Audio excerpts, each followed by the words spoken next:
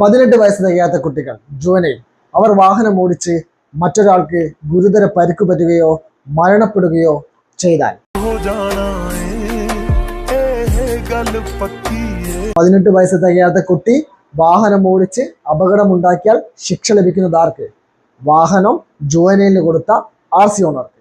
Motor vehicle act 199A പ്രകാരം 3 വർഷം വരെ തടവോ 25,000 രൂപ പിഴയും ലഭിക്കാവുന്നതാണ്. അപകടമുണ്ടാക്കിയ വാഹനത്തിന്റെ RC 12 മാസം വരെ ക്യാൻസൽ ചെയ്യാം. അപകടം വരുത്തിയ കുട്ടി 25 വയസ്സ് വരുന്നവരെ ലൈസൻസ് നൽകാതിരിക്കാം. അപകടം പറ്റിയാൽ മരണപ്പെടുകയാണെങ്കിൽ ഇൻഷുറൻസ് തുക RC ഓണർ കൊടുക്കണം. അത് കോടതി വിധിക്കുന്ന മുറയ്ക്ക് ലക്ഷങ്ങളാവാം, കോടികളാവാം. ബിവെയർ.